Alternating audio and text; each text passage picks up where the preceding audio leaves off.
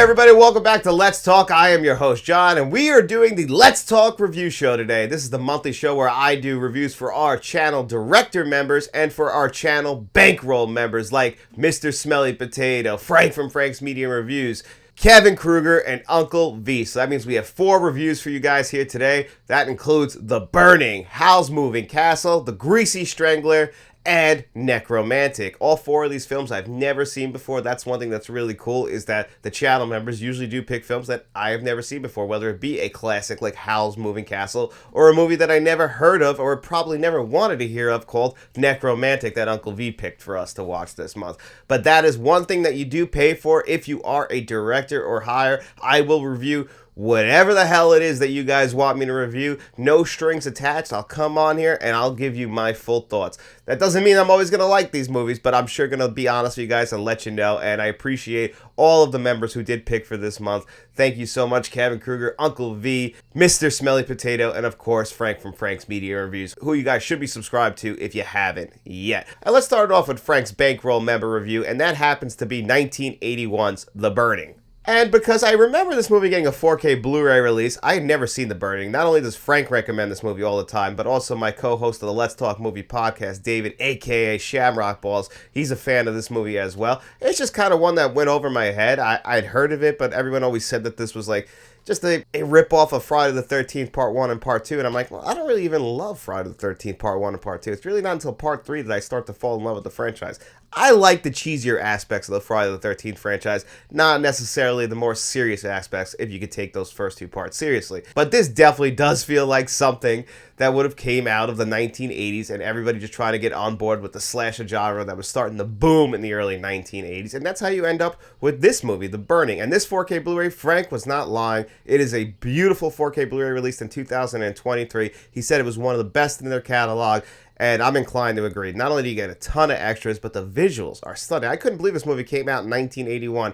It just shows you what we can do with the 4K Blu-ray format. That's why we go back to those early 4K Blu-rays of like 2018, 2019. I mean, even before that, 2016, 2017. You know, they just don't hold up to something that's like this. I mean, this movie, it's a low-budget horror film just filmed in the woods about summer camp and there's a killer out there. You know, it doesn't deserve to look this good, but it does, and I am very, very, very, very grateful that it does. And for a first-time watch for me, I'm definitely spoiled because most people probably watched this on some shitty VCR back in the 1980s and on a 13-inch TV. Meanwhile, I got to watch it in beautiful 4K Blu-ray, so I definitely got spoiled for a first-time watch.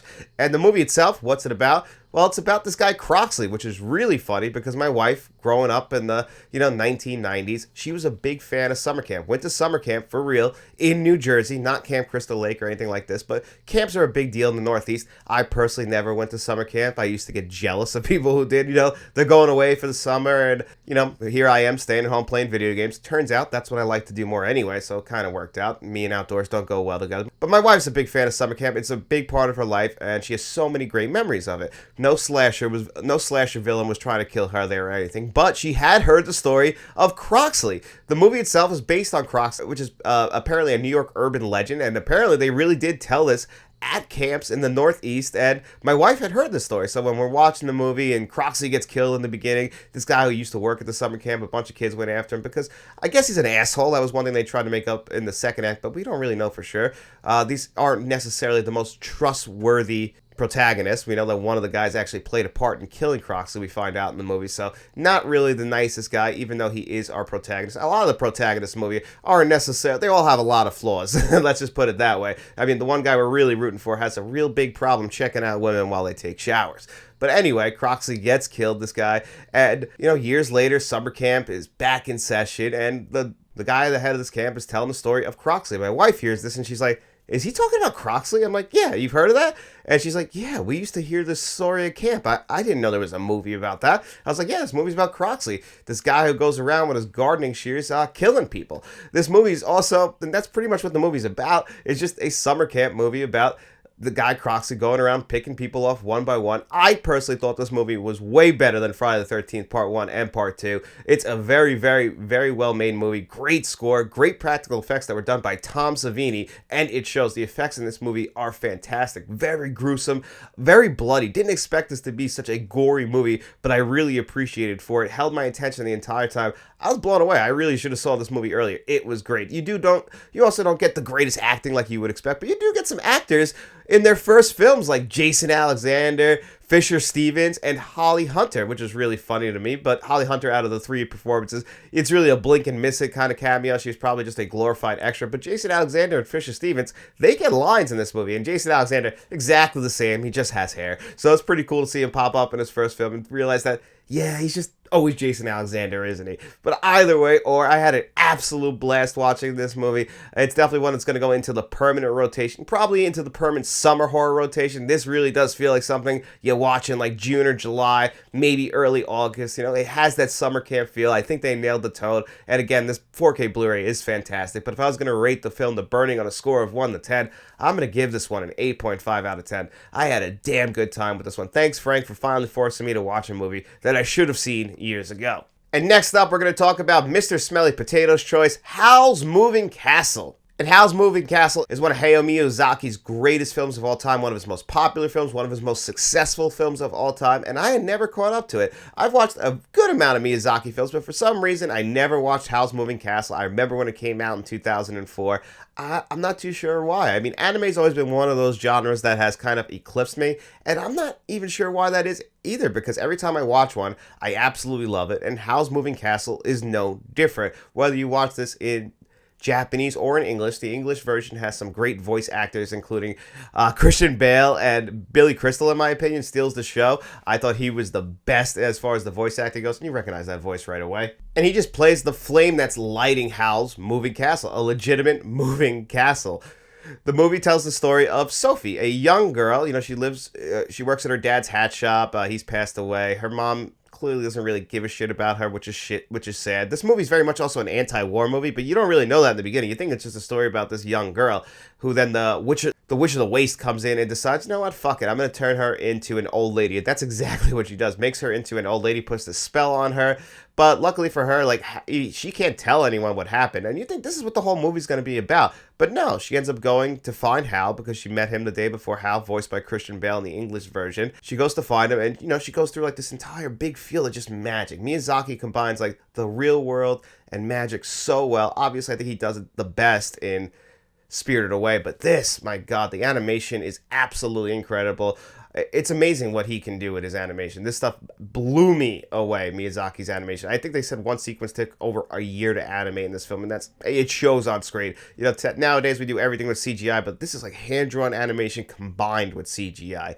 And it's just the story about, a family, the fire, Hal, the kid who lives here, Sophie, Sophie mainly being the old lady, being the caretaker for these people, because Hal, he's got a real hard life, and you don't really realize it. He suffers with depression. He's out there fighting the war for the king, doing what he has to do. He's got some secrets that we don't really know about either, but I also just love that because he's this magical being, when he gets really depressed, it's something that's going to overwhelm not just him, but everybody. So you got to try and really care for him. And that's where Sophie comes in as this very caring character. And I love her. She's really the heart of the entire movie. You'd think it'd be Hal, but no, it's really her, because without her, you don't end up with this family aspect. Everybody here, they come from different parts and they all care about each other. They end up developing this family aspect.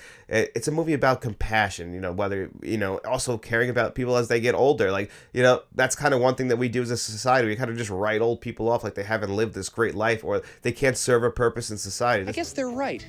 Senior citizens, although slow and dangerous behind the wheel, can still serve a purpose. This movie's showing that Sophie, when she gets older, she's still willing to take care of everybody. And I loved it. I love this movie. I personally can't believe I never saw it before. I absolutely enjoyed every single second of it. Hopefully this gets a 4K Blu-ray release sometime down the line. I know that Princess Mononoke just got released in IMAX theaters, which is really cool. Apparently it made a ton of money, so that they actually re-released it just in regular theaters for a little while, which means a 4K Blu-ray should be on the horizon. Now I know that Howl's Moving Castle might not be as famous as like Princess Mononoke or Spirited Away, but for me, right now, after watching this, and it's only been one time, I would put Howl's Moving Castle at number 2 for me, right behind Spirited Away. I love this movie. I'm going to give this one a 9.5 out of 10. It's just one of those movies, again, just like The Burning, I probably should have seen before, but it blew by me. And thank you so much, Mr. Smelly Potato, for making me watch this movie this month, because I just had an absolute blast with it. And now let's talk about Kevin Kruger's choice for this month,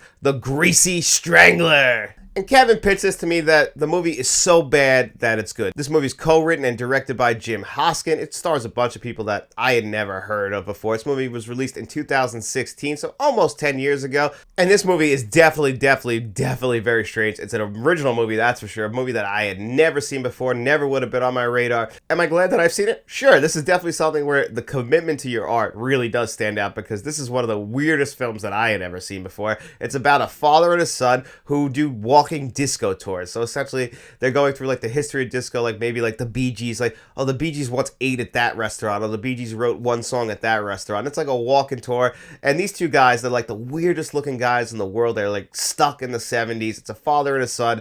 I mean, the son's wearing like these really weird glasses. The bodies in this movie by every character are not the greatest. A lot of obesity in the room, whether it be from the female or male characters.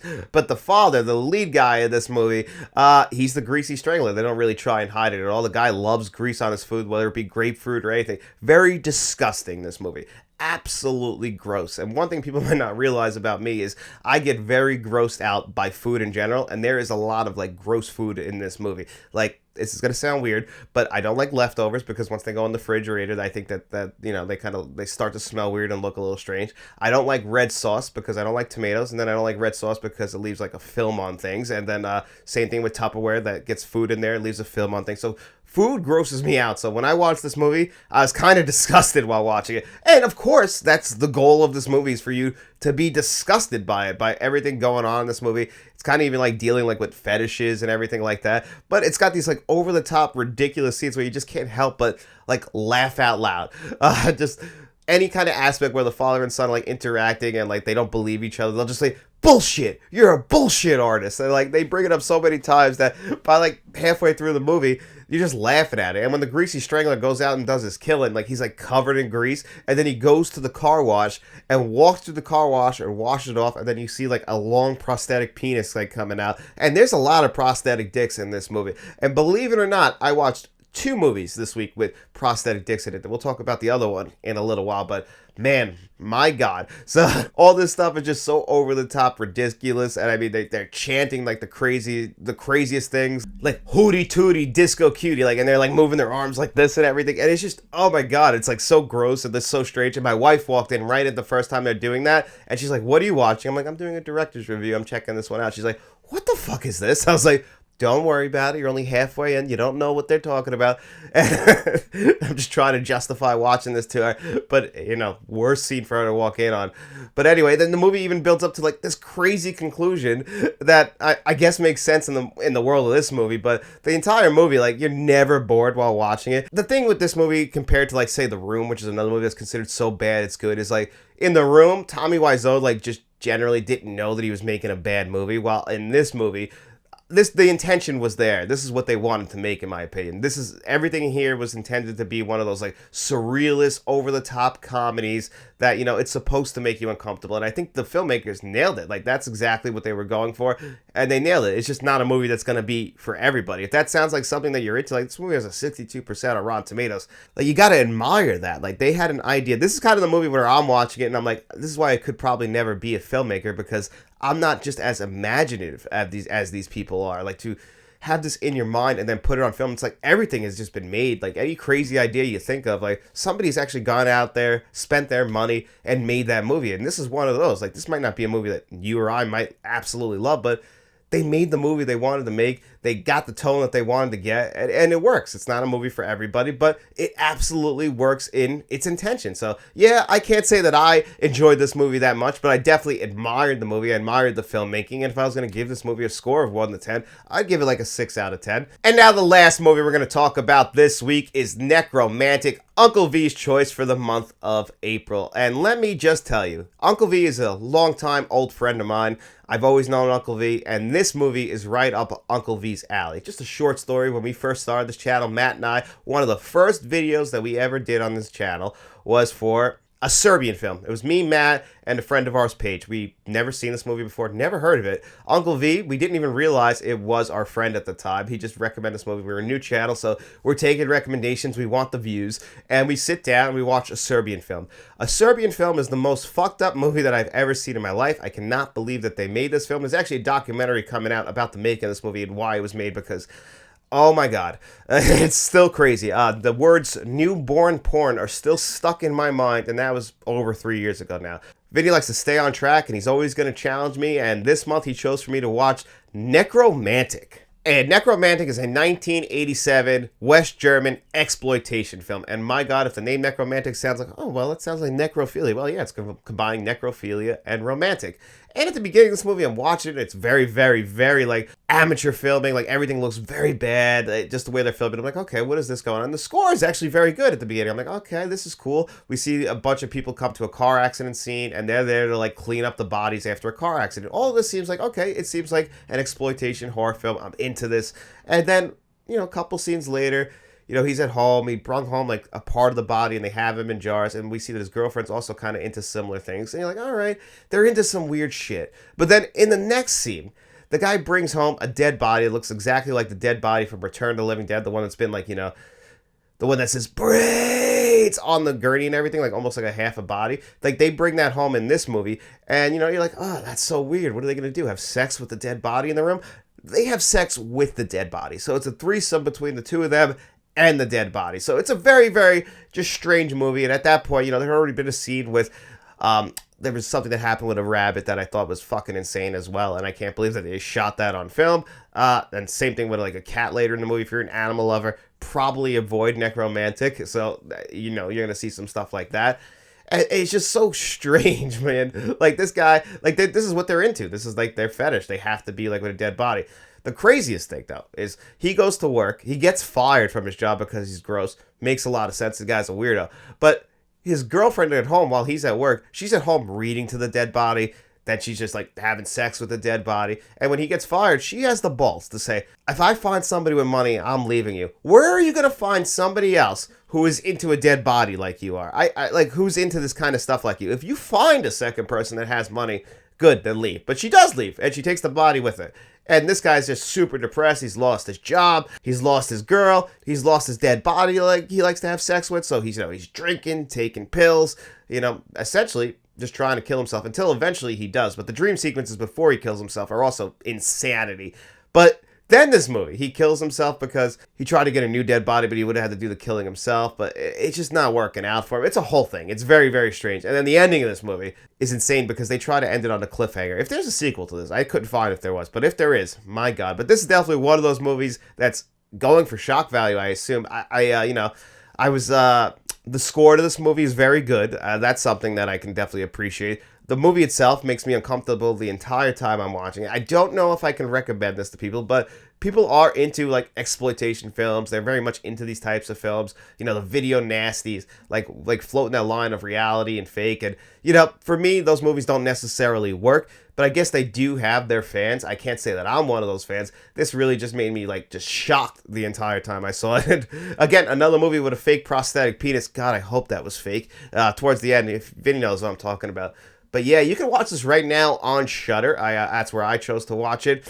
So if you guys want to take a peek at what this movie exactly is, you can do that. Can I recommend this movie? It really depends what you're into. For me personally, it's not a movie for me. If I was going to give this movie a score of 1 to 10, I'm going to give this one we'll go 3 out of 10.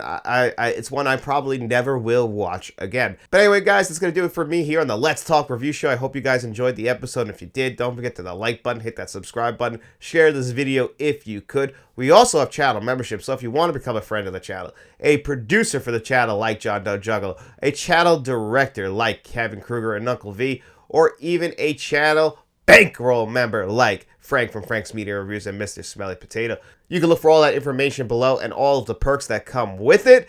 But of course, guys, if you have no money to throw away, don't worry about it at all. We just hope you enjoyed the video. And if you did, get out in those streets, tell your friends about us, and then we'll be seeing you around.